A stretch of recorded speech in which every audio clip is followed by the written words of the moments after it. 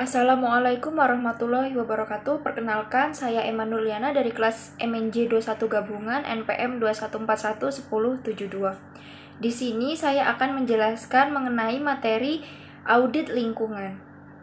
Selanjutnya adalah definisi.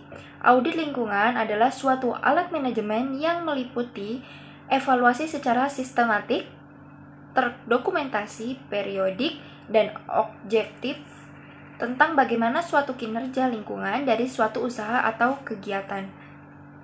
Audit lingkungan dapat dilakukan secara sukarela atau wajib, tergantung pada persyaratan hukum yang berlaku di suatu negara. Next, tujuan. Audit lingkungan bertujuan untuk mengevaluasi kinerja lingkungan dari suatu usaha atau kegiatan, serta menilai kepatuhan terhadap peraturan dan persyaratan lingkungan yang berlaku. Selanjutnya, manfaat. Berikut adalah beberapa manfaat dari audit lingkungan. Yang pertama yaitu mengidentifikasi resiko lingkungan. Audit lingkungan dapat membantu perusahaan dalam mengidentifikasi resiko lingkungan yang mungkin terjadi akibat kegiatan bisnis mereka. Yang kedua, penghematan sumber daya. Audit lingkungan dapat membantu perusahaan dalam mengidentifikasi cara menghemat sumber daya seperti energi dan air. Yang ketiga, memperbaiki efisiensi. Audit lingkungan dapat membantu perusahaan dalam memperbaiki efisiensi operasional mereka. Yang keempat, mencegah dan mengurangi risiko lingkungan. Audit lingkungan dapat membantu perusahaan dalam mencegah dan mengurangi risiko lingkungan yang mungkin terjadi akibat kegiatan bisnis mereka. Selanjutnya, metode. Beberapa metode yang dapat digunakan dalam audit lingkungan. Yang pertama yaitu metode observasi. Metode ini melibatkan pengamatan langsung terhadap kegiatan bisnis perusahaan dan dampak lingkungan yang dihasilkan. Yang kedua, metode wawancara. Metode ini melibatkan wawancara dengan pihak-pihak terkait seperti manajemen perusahaan, karyawan, dan masyarakat sekitar.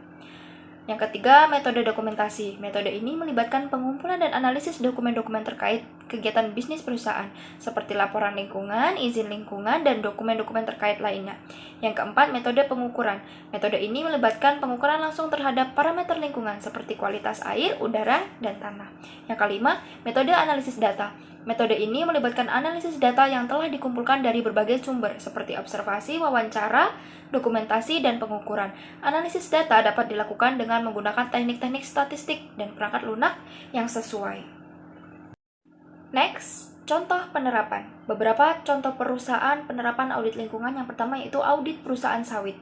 Menteri Koordinator Bidang Maritim dan Investasi, Luhut Binsar Panjaitan, hendak melakukan audit terhadap perusahaan sawit untuk membongkar perkebunan sawit tidak berizin yang jumlahnya diperkirakan mencapai lebih dari 3,5 juta hektar dan selama ini dikategorikan sebagai perkebunan rakyat.